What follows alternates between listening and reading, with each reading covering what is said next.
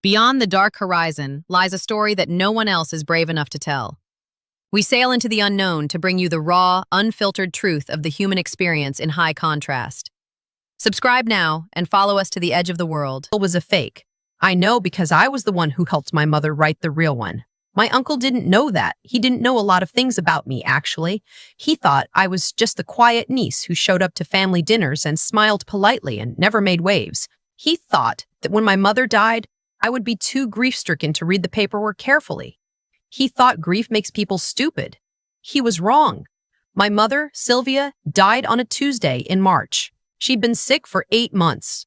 Pancreatic cancer, the kind that moves fast and doesn't apologize.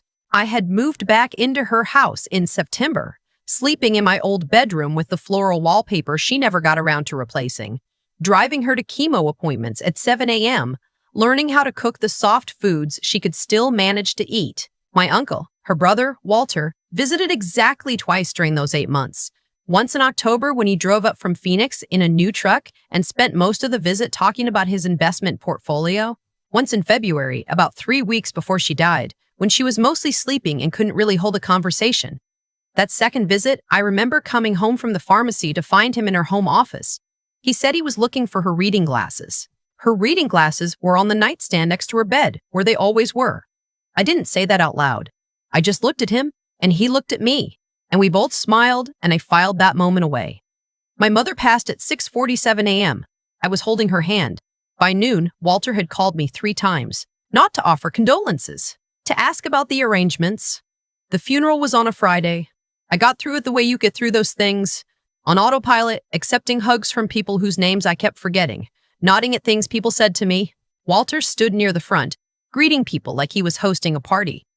He wore a dark suit that still had the dry cleaning tag on the sleeve. I noticed because I noticed things.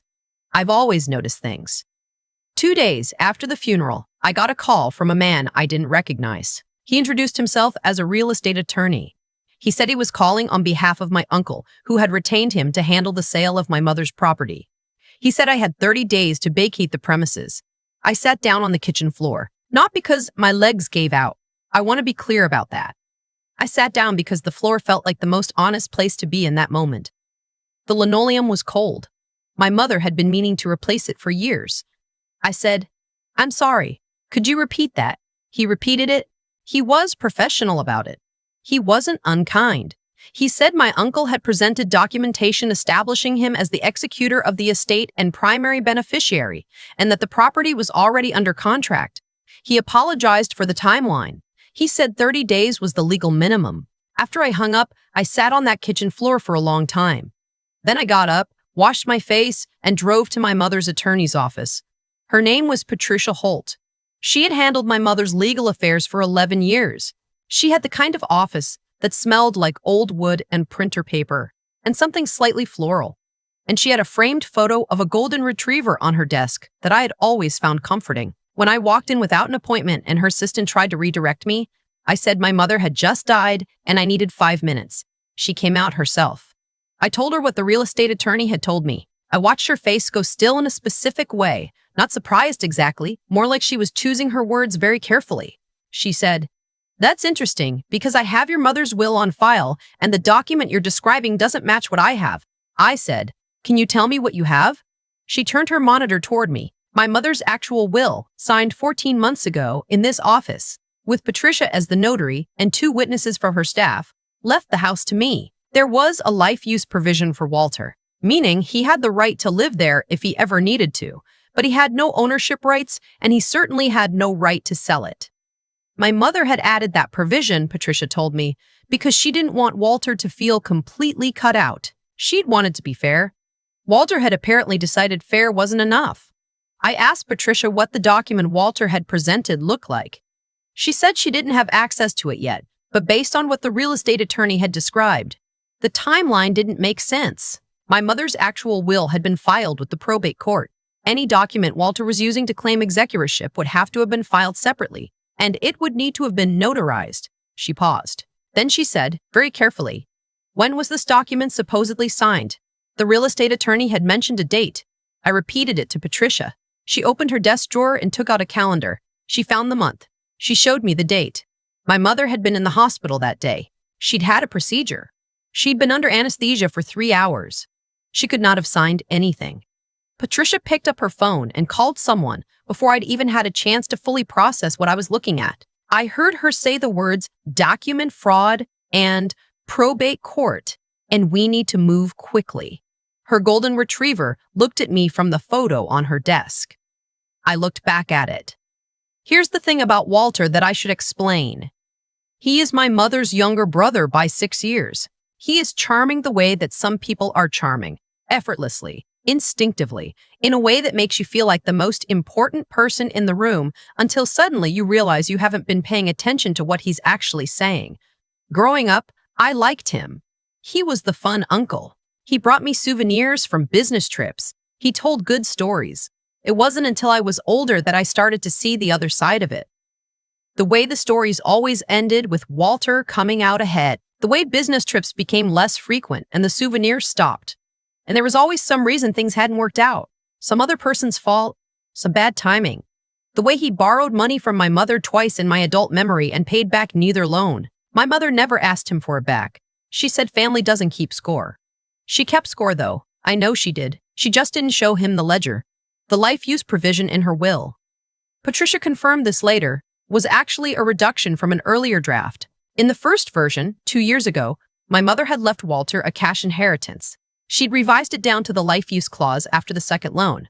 She'd never told him. So when she died, Walter came looking for money he had already spent in his head and found a clause that gave him a roof over his head but nothing he could liquidate. And he decided to fix that himself. Patricia filed an emergency motion with the probate court that afternoon. I drove home and walked through every room in my mother's house. Slowly, the way you do when you're trying to memorize something. I looked at her reading glasses on the nightstand. I looked at her garden through the kitchen window, the one she'd planted the spring before she got sick and had been so proud of. I looked at the floral wallpaper in my childhood bedroom. Then I went into her home office. The filing cabinet was locked, which it hadn't been before. I'm the one who had a key. My mother gave it to me years ago when I was paying some bills for her while she was traveling. I unlocked it. Walter had been through it, clearly. Things were out of order. But he hadn't taken anything, probably because he didn't know what he was looking at. I knew what I was looking at. I had spent 8 months managing my mother's finances while she was sick. I knew every account, every statement, every recurring payment. I sat down at her desk and I started going through everything. By 10 o'clock that night, I had found 3 wire transfers I didn't recognize. 2 were from the months before she died. 1 was from the week after. Together, they totaled a little over $40,000. The destination account wasn't one I recognized. I took photos of everything. I sent them to Patricia. She called me at 7 the next morning. She said, "I'm going to need you to come in again, and I'm going to have someone else here." The someone else was a forensic accountant named Ray, who had apparently worked with Patricia's firm before on estate cases. He was younger than I expected, and he had the manner of someone who had seen a lot of people do a lot of stupid things with other people's money and had stopped being shocked by any of it. He looked at my photos for a long time without saying anything. Then he said, "How long was he alone in her house?" I thought about it. Between the 2 visits, the funeral, and the 2 days afterward before I was notified, he'd had access at various points to the house for probably a total of 5 or 6 hours without me present. Ray said, "That's enough time." The closing was scheduled for a Thursday, 3 weeks after my mother died. Patricia had filed the emergency motion, but courts move at their own pace and we didn't yet have a ruling. The real estate attorney, the one who'd originally called me, had been informed that the will was being contested. But Walter had apparently told him the contest was frivolous, a grieving daughter causing trouble. Nothing that would affect the timeline.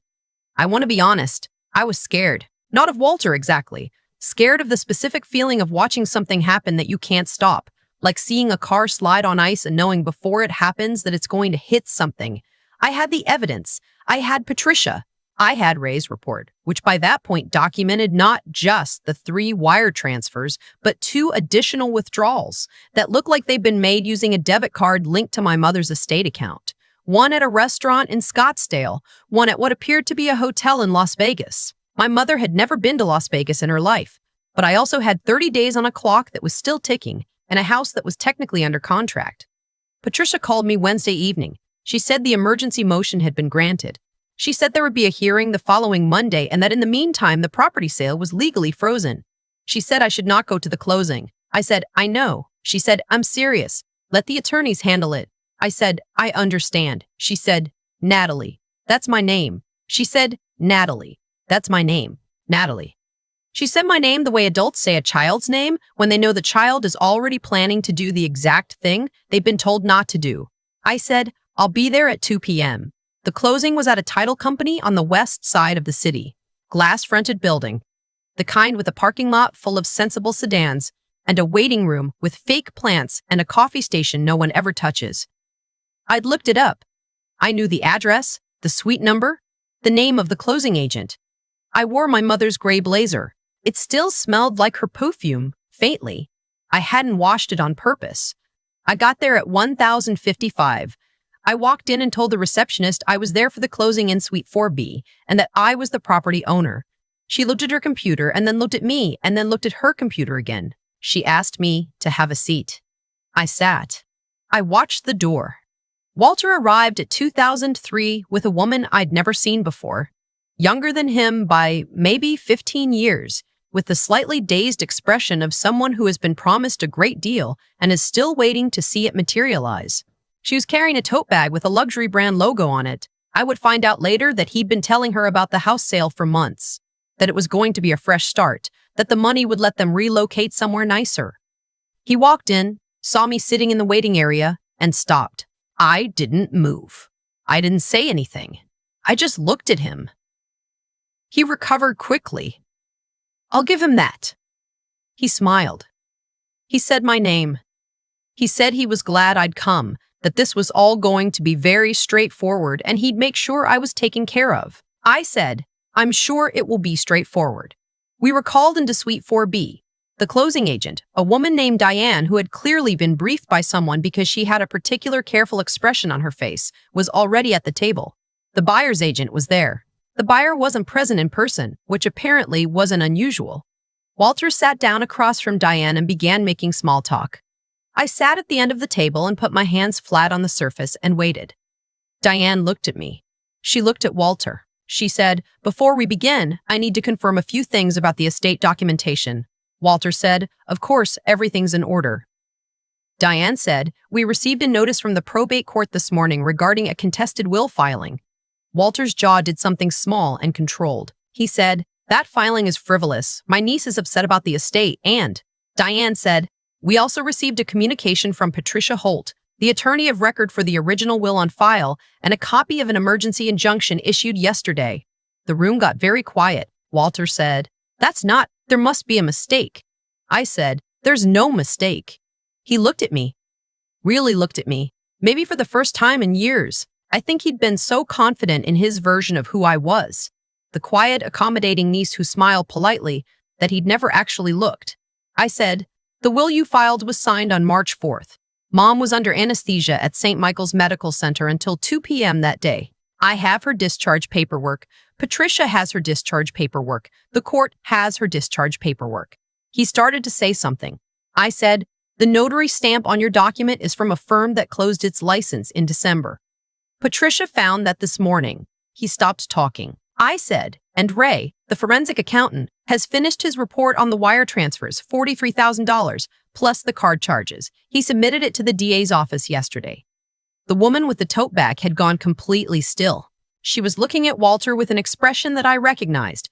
It was the expression of someone recalculating, running numbers that weren't adding up the way they were supposed to. Diane said, quietly, I'm going to need to suspend this closing. Walter was arrested 6 weeks later. The charges included will forgery, fraudulent notarization, and financial elder abuse. The last one because my mother had technically still been alive when the first 2 wire transfers occurred. And because the financial exploitation of a terminally ill person carries its own classification under state law. Ray's report documented a total of $47,200 moved out of accounts that Walter had briefly had access to, through a combination of transfers and card charges and one check he had apparently written to himself, badly, against an account he didn't have signing authority on. Patricia told me after the arrest that will forgery is more common than most people think.